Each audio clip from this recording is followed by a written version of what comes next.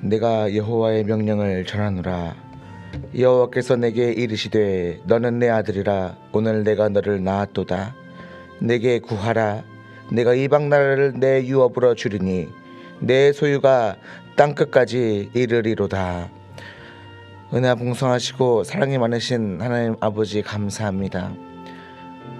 주의 이상이 희미해져 보이고 기적이 이제 보이지 않을 정도로 희소하게 보일지언정, 그러나 하나님께서는 오늘도 우리에게, 교회에게, 성도들에게 너는 내 아들이라, 너는 내 딸이라, 너희는 내 자녀라 하십니다.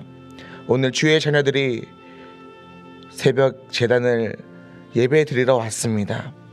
오프라인에서 그리고 온라인에서 주의 유튜브를 켜고 하나님께 나아가는 믿음이 여기 있습니다.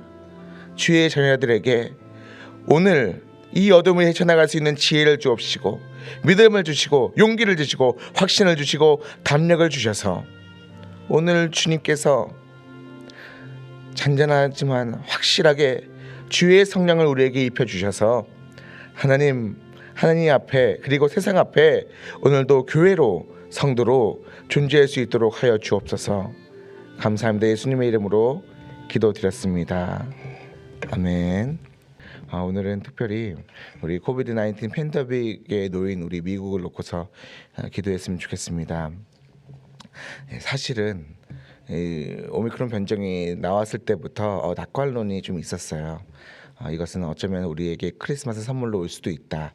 이 외에는 사실은 이제 초착이 되어서 감기와 같이 변할 거다라는 굉장히 낙관론이 있는데, 반면에 굉장히 그 변이가 속도가 빠르고 확산 속도가 빨라서 굉장히 재앙이 될 수도 있다, 신중해야 된다라는 두 가지 의견이 있었습니다. 그런데 사실은 요즘 학계의 견해를 보면은 사실 한국에서도 저명한 한국을 대표하는 의사들이 모여서 국립의료원장부터 시작해서 3일 내로 한국 내에서는 종식이 가능하다라는 좀 낙관적인 견해를 밝혔습니다. 그런데 사실 미국은 그렇지 않잖아요.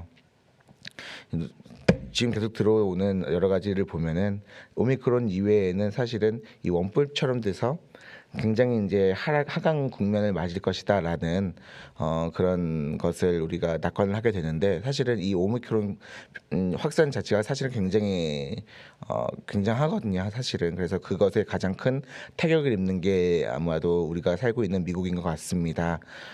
이를 위해서 같이 기도할 텐데,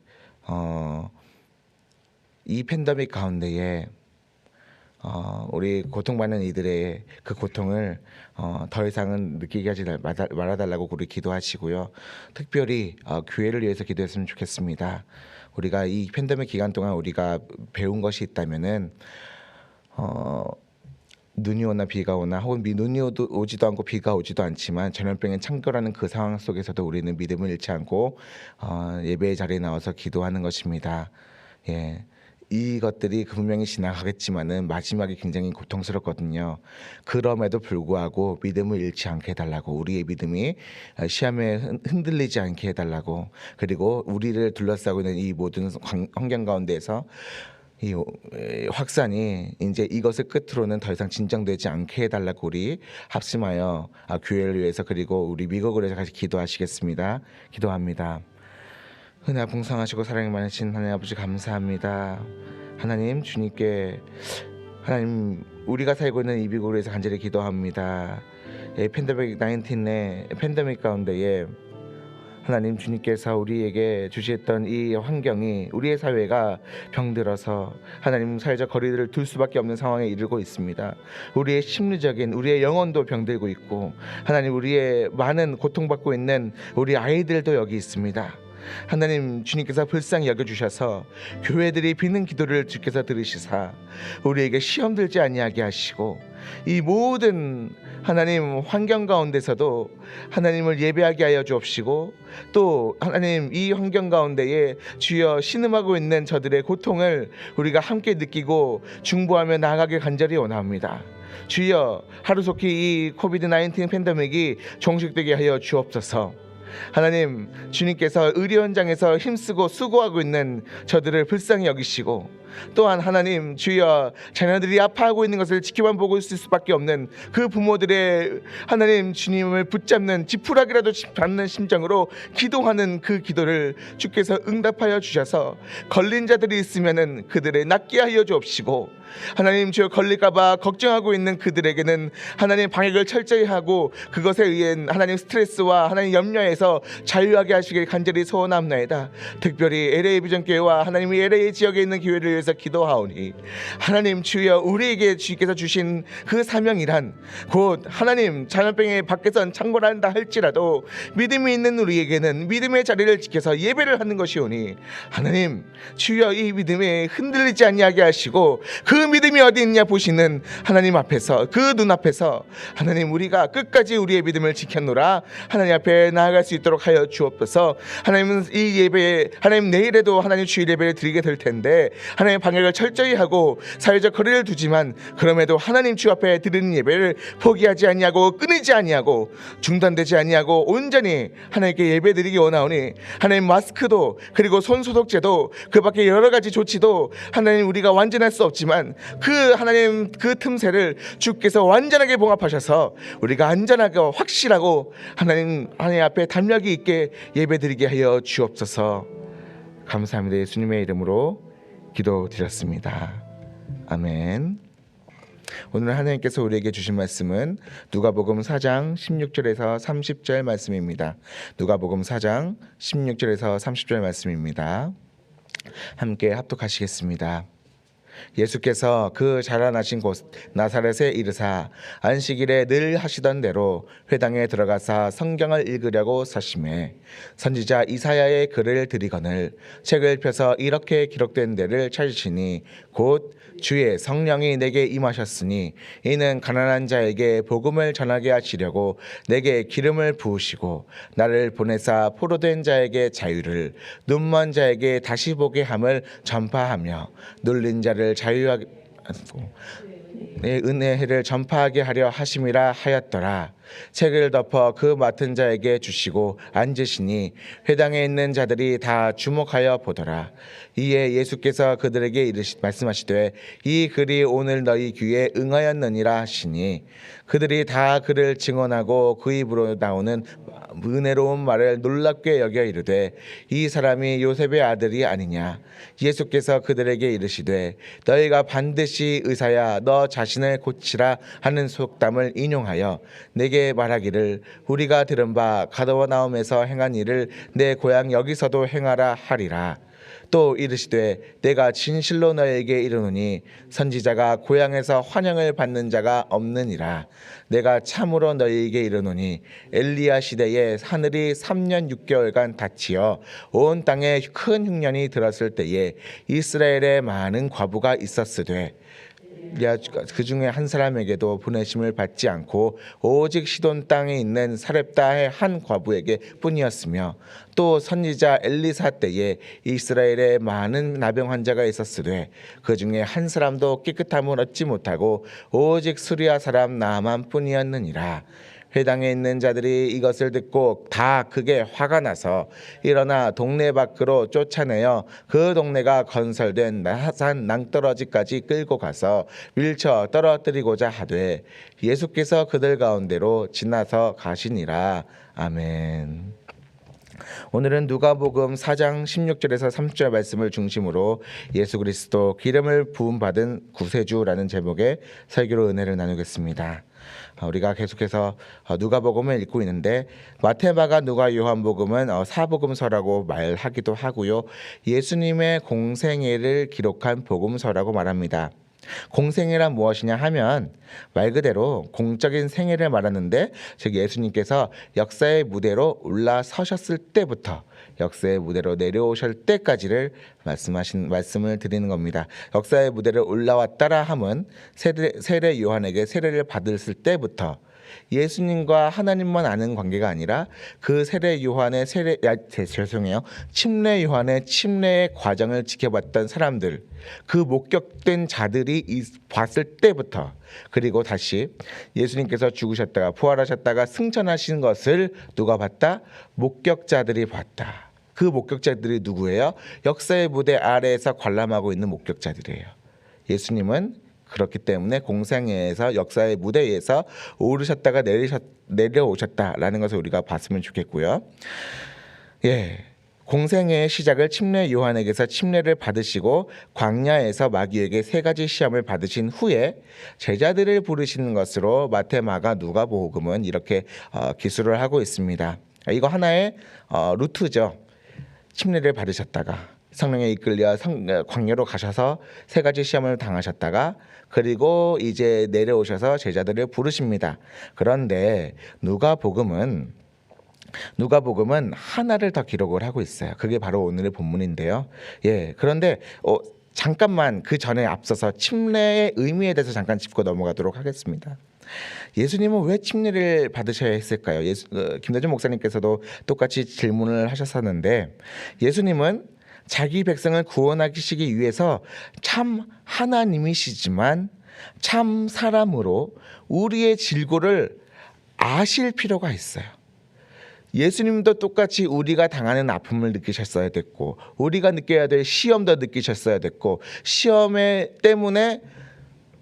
때문에 고통을 받으셨어야 했어요. 왜냐하면은 내가 너를 안다라고 말씀을 하셔야 하기 때문에. 그래서 히브리서 4장에는 말할 수 없는 눈물과 탄식과 도고로 하나님께 들으셔서 구원의 근원이 되셨다라고 말씀을 하시기도 합니다. 예, 그쯤 돼야지 우리를 구원하실 왕이십니다라고 말씀을 하실 수 있잖아요. 똑같이 왕이지만은 똑같이 그 백성의 가운데 한가운데 내려가서 백성님 당하는 시험을 똑같이 당했어야 했다. 그 시작이 바로 성도들이 받는 침례로부터 시작했다는 거죠. 또 하나. 2번째 의미가 있는데 그것도 사실 김대중 목사님께서 어제도 말씀하셨던 거예요. 무엇이냐? 왕의 대관식이에요. 제가 오늘 시작하면서 기도를 드릴 때에 시편 2편 7절에서 8절을 인용을 했어요. 여호와와 그의 기름 부음 받은 자가 바로 사실 2편 2절에 등장하거든요. 여호와만 등장하는 게 아니죠. 누가 등장해요? 여호와와 그의 기름 부음 받은 자가 등장해요. 여기서 기름 부음 받은 자가 누구인가요? 시편 2편의 기자는 얘기 안 해요. 사실 그도 모르거든요. 그러나 막연하게 생각하는 거예요. 욥기도 말하잖아요. 나의 중보자가 하늘 위에서 나를 바라볼 것이다. 이스라엘 사람들은 히브리인들은 믿음 있는 자들은 하나님 이외에 하늘 위에 저분이 나를 구원할 거라는 그런 막연하지만 잘 모르지만 확실한 그런 믿음이 있었던 거죠. 네, 시편의 2편의 기자도 그래요. 좀 더 분명해졌죠. 복음이 조금씩 더 분명해지는 거예요. 여호와의 기름 부은 자가 자신을 보는 것 같은 느낌이 있고요. 그리고 7절에 여호와께서 내게 이르시되, 여기서 나는 사실은 그의 기름 부음 받은 자를 얘기하는 거죠. 여호와께서 내게 이르시되 너는 내 아들이라 오늘 내가 너를 낳았도다라고 시편 2편 8절에서 얘기하는데 동일하게 침례의 광경에서 침례를 받으실 때에 하늘 위에서 하늘이 열리고 너는 내 사랑하는 아들이라 내가 너를 기뻐하노라 라는 하나님의 음성이 들리잖아요. 누가 보더라도 그것은 시편을 알고 있는 성도들에게 뭐인 줄 알겠습니까? 아, 시편 2편이 이거구나. 시편 2편에 하나님의 여호와와 함께 있던 기름 부음 받은 자, 그리고 여호와께서 그 기름 부음 받은 자에게 너는 내 아들이라 오늘날 내가 너를 낳았도다 했던 그 광경이 바로 이거구나 라고 깨달아 알게 되는 거죠. 마치 사무엘이 다윗에게 기름을 붓듯이 침례는 모든 성도들이 받는 침례이지만 특별히 예수님에게는 침례 요한이 선지자가 돼요. 사실 맞잖아요. 선지자 엘리야의 영이 그에게 임했다고 그러는데 선지자가 그 왕에게 기름을 붓듯이 선지자 역할을 하고 있는 침례 요한이 예수님에게 기름을 붓는 듯한 침례를 거행했다는 거죠. 예수님은 기름 부음 받은 자라는 거예요. 예. 그렇게 해서 40일 금식 기도를 나중에 가서 하시죠. 성령에 이끌려. 그런데 잘 보면은 마귀에게 시험 드는 것 같아 보이지만 결국 뭐예요? 예수님께서 마귀를 물리치셨다가 결론이 되잖아요. 더 나아가서 뭡니까? 권위가 세워지는 거죠.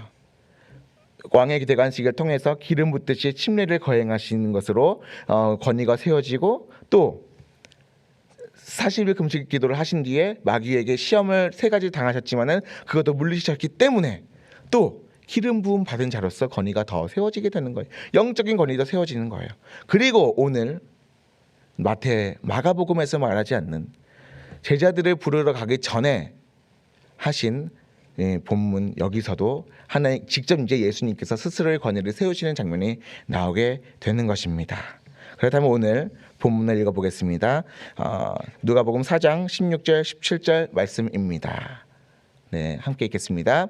예수께서 그 자라나신 곳 나사렛에 이르사 안식일에 늘 하시던 대로 회당에 들어가사 성경을 읽으려고 서심해 선지자 이사야의 글을 들이거늘 책을 펴서 이렇게 기록된 데를 찾으시니 곧.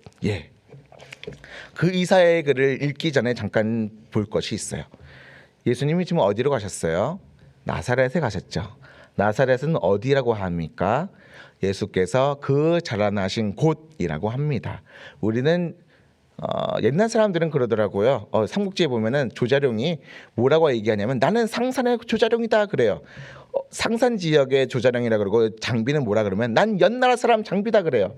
그러니까 옛날 사람들은 자기 출신지를 밝혀요. 그 마찬가지로 예수님은 뭐라고 부릅니까? 제자들이 뭐라 그래요? 은과 금은 내게 없거니라 내게 있는 것으로 내게 주노니 곧. 나사렛이라는 어떤 것이죠? 지역이에요. 나사렛 예수라 하면 나사렛에서 나오신 예수를 얘기를 하는 거예요. 나사렛 출신 예수 이렇게 얘기하는 거예요. 그래서 사실은 이런 말도 있어요. 나사렛에서 선한 것이 나오겠느냐. 이거는 예수님을 멸시하면서 마치 다윗에게 넌 이새의 아들이 아니냐라고 얘기하는 것처럼 사실 멸시하던 천대받던 그런 말이었어요. 그런데 놀라운 거는 그 나사렛 예수의 이름으로 뭐가 일어나요? 안진뱅이가 일어나잖아요. 나사렛 예수의 이름으로 뭐가 일어나요? 각종 기적이 일어나잖아요. 하나님 건축자들이 버림받은 그런 그 돌을 모퉁이 돌이 되셔서 교회를 세우신 놀라운 일들이 일어나는 거잖아요. 그 나사렛이 바로 이거라는 거죠. 그런데 이 나사렛이요, 이건 본문에 제가 한 건 아닌데 요거 알려드리고 싶어요. 이 나사렛이 이사야에서도 나온 거 아세요? 이사야 9장일 거예요. 9장 1절 딱 보면은 뭐가 있냐면은 이새의 순한 싹이 나와요. 이 싹이 뭐냐 하면은 순이죠. 순이 사실은 옛날엔 순이라 그랬고 지금은 싹이라 그러는데 이새의 줄기에서 한 싹이 나온다. 한 순이 나온다 그럴 거예요. 그 순에 여러분들이 갖고 계신 성경을 보시면 가로 열고 바로 이 나사렛이라는 뭐 이런 비슷한 게 있을 거예요. 그게 뭐냐면은 그 싹이라는 그 개념이 사실은 히브리 말로 넷사르라고 하거든요. 근데 여러분들은 잘 모르시지만 히브리어는 모음이 사실 없어요. 원래는 사실 그러니까 쉽게 말씀드리자면 니은 쌍지긋 리을이에요. 그 니은 쌍지긋 리을을 사실은 넷사르 그리고 혹은 어디 부분에서는 뭐뭐를 그렇게 얘기하는데, 그러니까 그 자음만 딱 놓고 봤을 때에 이새의 줄기에서 한 싹이 나올 것이다. 이것이 뭐라 연결되냐면은 넷자르 이꼴은 나사렛이라는 것과 연결이 되기도 합니다.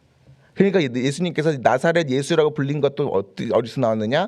이사야 9장에서 나온 거예요. 예언이 된 바대로 예수님은 나사렛에서 자라나신 거예요. 그대로 하시던 대로 회당에 들어가셨다고 했어요. 아무 문제가 없죠. 항상 하시던 대로 회당에 들어갔으니까. 그리고 예수님은 항상 익히 하셨던 대로 이사야의 한 구절을 읽었어요. 그 구절이 이제 18절에서 21절 말씀입니다. 함께 읽겠습니다.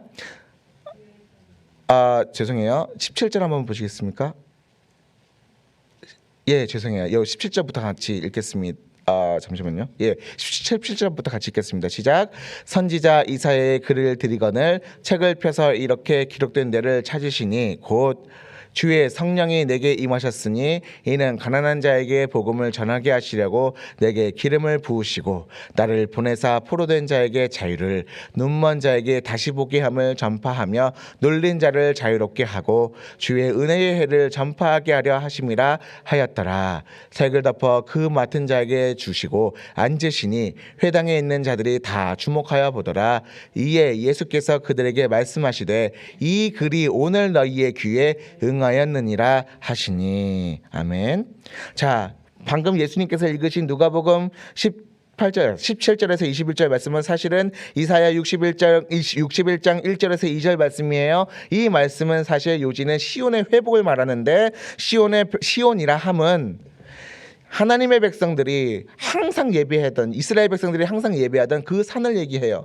그 산에, 예를 들어서 백두산에서 예배했으면 우리가 백두산으로 돌아가자 이렇게 얘기하겠죠. 그러나 시온으로 돌아가자, 시온이 회복되어자, 이런 얘기가 바로 여기서 나오는 겁니다. 그래서 시온의 회복이라 하면 단순히 그 지역에 다시 돌아감이 아니라 그곳에서 드려지는 예배가 다시 회복되길 바랍니다라는 것을 의미를 하지요. 그러나 그것은 단순히 시온의 회복이 단순히 이스라엘 사람들에게만 국한되는 것이 아니라 그들을 시작으로 해서 온 인류에게, 하나님의 백성 모두에게 그 하나님께 직접 드리는 예배가 회복되기를 예언하는 것을 의미하게 되는 겁니다. 예. 그런데 그것이 누구를 통해서 이루어지느냐? 18절에 주의 성령이 내게 임하셨으니, 내게 어떤 나라는 사람에게서 임한다고 하는 거예요. 그런데 이는 왜냐하면 가난한 자에게 복음을 전하게 하시려고 하나님께서 내게 기름을 부으시고 나를 보내셨다라고 얘기를 해요. 여기서 나가 중요합니다. 나가 이사야입니까? 지금 당장은 이사야스를 쓸 때는 이사야의 입에서 나오지만, 그러나 이사야는 성령에 충만한 상태에서 예언을 하고 있단 말이죠. 그러면 그 이사야의 입을 통해서 말씀하시는 그가 바로 이 예언을 하고 있는 거예요. 내일을 오늘처럼, 먼 훗날을 오늘처럼. 이거 사실은 신학적 용어로 원근 통시적 관점이라고 얘기를 해요. 내일 당장 일어날 것을 보면서 그 700년 뒤를, 그리고 그 1000년 뒤를, 마지막 날을 보고 있는 거죠, 이사야는. 그리고 계속 쭉 이해를 하자면은 그 어떤 이가 가난한 자에게 복음을 전하라고 하는데, 이 가난한 자는 뭐냐면은 사실 푸어맨이 아니죠. 메어 치엔더는 아니에요. 가난한 사람은 심령이 가난한 사람들이에요. 뭐가 가난합니까? 하나님의 말씀이 부족해서, 예배가 부족해서 가난한 상태를 말하는, 심령이 가난한 상태를 말하는 거예요. 그 사람들은 어떤 처지에 놓여 있습니까? 죄의 억압과 눌림에 있기 때문에 마치 포로된 사람 같아 보여요. 눈먼 자처럼 보여요. 눌린 자처럼 보여요. 그들에게는 뭐만 간절히 기다립니까? 언젠가 하나님께서 우리에게 희년을 선포하실 것이다. 우리에게 기쁨의 날을 선포하실 그날만 바라봅니다. 언젠가 여호와와 함께 계신 기름 부음 받은 자가 우리에게 오셔서 우리가 이 모든 포로된 이 신세나 눈먼 이 신세나 그리고 눌렸던 이 신세 모두가 한 단숨에 갚아지길 간절히 바랍니다. 이사야나 예레미야나 에스겔이나 이런 선지자의 길을 통해서 포로된 이스라엘 백성들이 그걸 간절히 바라는 거예요. 그것이 그 기름 부음 받은 자가 누구냐면은 히브리어로 메시아라 하거든요. 그래서 사실은 메시아 대망론이 나오는 거예요. 그리고 그 메시아를 헬라어로는 그리스도라고 합니다. 우리는 그 그리스도를 한자로 풀어서 기독이라는 분을 믿는 거고요. 그래서 우리는 기독교인인 겁니다. 네, 그렇죠. 바로 그 기름 부음 받은 그가 누구냐? 가난한 자에게 복음을 전하기 위해서 하나님께 기름을 부음 받고 성령에 충만한 이가 누구냐? 바로 너희들 앞에 있는 나다 라고 예수님은 나사렛 회당에서 말씀을 하신 거예요. 너희 귀에 언제요? 오늘 너희의 귀에 응하여, 이 말씀이 응하느니라는 말씀은 바로 이와 같은 말입니다. 오늘 여러분들이 보는 앞에서 그리스도가 왔습니다. 이 말인 거예요. 이거를 흔히 예수님의 취임 설교라고 말씀을 하기도 하더라고요. 어떤 신학자들이. 자, 그렇다면 이 취임 설교, 그리스도의 취임을 하시는 이 예수님의 설교를 들었을 때, 선포를 들었을 때에 이 나사렛 사람들은 어떤 반응을 보였을까요? 22절 말씀을 같이 읽겠습니다. 그들이 다 그를 증언하고 그 입으로 나오는 바 은혜로운 말을 놀랍게 여겨 이르되 이 사람이 요셉의 아들이 아니냐라고 말했습니다. 황당하죠. 어이가 없죠. 예수님은 은혜로운 말씀을 했어요. 근데 받아들이는 사람은 결코 은혜롭지가 않아요. 뭔 소리를 하냐? 너 시방 뭐 하는겨? 어제까지 아랫마을 요셉 목수이라는 요셉의 장남이 와가지고 지금 뭐 하는겨? 라는 구수한 사투리 막 하지 않았겠어요? 얘가 뭐 된 거 아니에요. 더위를 잡수셔도 곱게 잡수셔야지. 전라도죠. 뭐 갑자기 이렇게 그쵸. 다른 거 생각을 안 했는데 이렇게 나왔어요. 어쨌든 그러니까 말이 안 돼요. 어제까지 같이 어렸을 때부터 아장아장 걷던 예수를 지금까지 쭉 30년 동안 봐왔는데 어제까지 열심히 목수일 했던 와가지고 한동안 어디 갔다 왔더니만 뭐 그런 여러 가지 일이 있다고 해서 네가 지금 뭐라고 얘기하는겨라고 지금 되묻고 있는 거죠. 그래서 예수님이 그에 대한 말을 했어요. 고향 선지자가 고향에서 환영받은 자가 없느니라 단호하게 자신이 그리스도가 됨을 선포하십니다. 그리고 점점 들으면 들을수록 말이 안 되고 기가 차고 그래서 이 예수가 미친 게 아니라 뭐 하고 있어요? 신성모독죄를 나는 너를 결코 그리스도로 인정하지 못하겠고 말도 안 되는 그냥 이제는 안 되겠다 싶어가지고서 이제는 내 귀를 씻을 수가 없겠다 싶어서 뭐 합니까? 예수님을 고향 산으로 올라가가지고서 밀쳐 떨어뜨리려고 그래요. 죽이려고 그래요. 그래서 본문 28절에서 30절 말씀입니다. 어떻게 됐습니까? 28절에서 30절 말씀에 함께 읽겠습니다. 회당에 있는 자들이 이것을 듣고 다 크게 화가 나서 일어나 동네 밖까지 쫓아내어 그 동네가 건설된 산 난떨어지까지 끌고 가서 밀쳐 떨어뜨리고자 하되 예수께서 그들 가운데로 지나서 가시니라. 아멘. 왜 나사렛 사람들이 예수님께서 그리스도 되심을 받아들이지 못했을까요? 왜 못했을까요? 물론 그럴 수도 있죠. 어제까지 뭐 한 달 전까지 같은 동네 사람인데 갑자기 그리스도가 된다는 게 말이 돼? 라는 것도 있지만 중심은 뭐냐면요. 그 마음이 가난하지 않기 때문입니다. 예수님께서 이사야의 말씀을 인용하셔서 뭐라고 말씀하셨습니까? 복음을 누구에게 전하신다고요? 가난한 자들에게 복음을 전하신다고요. 가난한 자들에게 그 복음의 말씀이 들어간다고요. 가난하지 않은 사람에게는 그 복음의 말씀은 결코 들어갈 수 없습니다. 그렇다면 우리는 오늘 우리 자신에게 물어야 됩니다. 우리는 하나님의 말씀 앞에서 우리는 가난한 사람들인가? 우리는 하나님 말씀 앞에서 우리는 하나님 그 말씀은 내게 너무나 사모합니다. 제발 그 말씀을 우리에게 주십시오. 라는 그런 신학적 요구는 복음의 수용성이 있는가? 스포이트가 싹 빨아들이듯이 물을 싹 빨아들이듯이 우리는 말씀을 그렇게 싹 빨아들일 수 있는 그런 가난한 지경에 있는가? 우리는 우리 자신을 되돌아봐야 합니다. 마태복음 5장 3절에 예수님은 팔복을 말씀하실 때 제일 먼저 말씀하신 게 심령이 가난한 자는 복이 있나니 천국이 그들의 것이며 라고 말씀하셨어요. 심령의 가난은 매우 중요한 것입니다. 그 가난한 자들을 하나님은 찾으세요. 그 가난한 자들에게 예수님은 그리스도로 다가가십니다. 나사렛은 가버나움은 고라시는 결코 가난한 사람들이 아니었습니다. 그들은 처지가 불쌍하고 그들의 물질적으로는 정말 가난했을지언정 그 마음은 결코 가난하지 않았기 때문에 그곳에서는 기적이 일어나려고 해도 일어날 수 없었습니다. 그렇다면 기적은 어디에 일어났습니까?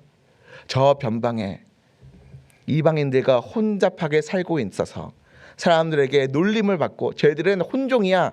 인종 같은 백성임에도 불구하고 인종 차별받듯이 그 지역 차별받고 있는 그 갈릴리 사람들에게 그 어부들에게 그들은 마음이 가난했기 때문에 예수님을 그것을 보시고 그 가난한 마음에 복음을 심어주신 거예요. 마음이 가난하지 않다면 오늘 예수님께서 이 자리에 오셔서 여러분들에게 있다 할지라도 우리의 마음이 가난하지 않다면 우리는 예수님을 예수님으로 받아들일 수 없습니다. 우리는 그리스도를 그리스도로 받아들일 수 없습니다. 우리는 우리의 마음이 가난한지 아닌지 우리가 스스로 살펴봐야 합니다. 그것을 고민하고 그것을 위해서 기도하는 오늘 새벽이 되었으면 좋겠습니다. 아멘.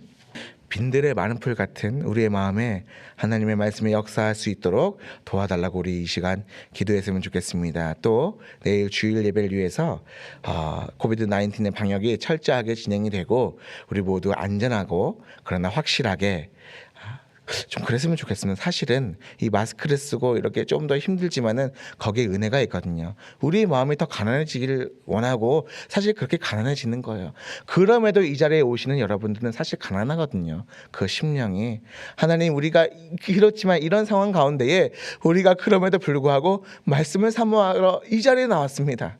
우리의 갈급함은 이 모든 위기와 우리의 심리적 부담도 이길 수 있습니다. 우리가 불편한 것은 모든 것을 감수할 때니 주님 제발 우리에게 합당한 은혜를 주옵소서. 우리가 갈급한 이 심령, 이 가난한 이 심령에 주여 합당한 은혜를 내려달라는 그런 주일의 설교, 그런 주의 설교를 듣는 우리들, 그리고 그런 예배가 진행될 수 있도록 우리 합심하여 기도하는 시간이 됐으면 좋겠습니다. 그리고 개인 기도하고 돌아가도록 하겠습니다. 기도하시겠습니다. 하나님 감사합니다. 이 모든 말씀 가운데 특별히 주 앞에 간구할 것이 있사오니 하나님 주여 갈급한 우리의 심령을 다시 회복시켜 주옵시고, 주여 이 갈급한 심령 가운데, 가난한 심령 가운데 복음을 전하신다고 주께서 말씀하셨기 때문에, 그것을 위해서 기름 부음 받으셨기 때문에, 그 말씀을 우리가 믿기 때문에 그 말씀 의지하여 기도합니다. 갈급한 우리의 심령에, 하나님 가난한 우리의 심령에 기름 부음 받으신 그리스도 예수께서 오늘 우리에게 은혜를 주옵소서. 오늘 우리의 입을 열어 기도하게 하여 주옵시고, 오늘 우리의 하나님 기도 가운데에 성령의 인도하심을 받게 하여 주옵소서. 특별히 하나님 내일에 진행되는 모든 예배, 하나님 가난한 자들의 예배가 되기 원합니다. 그 심령이 가난하여서 마스크를 쓰고 하나님 팬데믹 가운데에 손소독제를 바르고 철저하게 자신을 준비해서 오고 더욱더 불편하게 오지만은, 그러나 갈급한 이 심령에 제발 우리에게 합당한 은혜 달라고 그 하나님 무릎 꿇는 심정으로 이 자리에 오는 이 하나님 우리 성도들에게 하나님 놀라운 주의 은혜를 부어 주옵소서. 하나님 갈급한 그 심령 위에 담비를 내리시듯 우리에게 은혜를 부어주시고, 그 은혜를 가지고 그 불편함도 불편함이 아니게 하시고 하나님 안전하고 확실한 주의 은혜의 자리가 되게 하여 주옵소서. 하나님 놀라우신 하나님께서 하나님 그 나사렛 예수의 이름으로 하나님 모든 성도들의 기도를 들으시고 하나님 응답하여 주옵소서. 왜냐하면 우리가 주 앞에 그 심령에 가난하기 때문에 하나님 저여 반드시 우리에게 그 말씀하시고 응답하셔야 할 줄로 믿습니다. 아멘. 그리하실 줄로 믿사오며 하나님 선인도하여 주옵소서.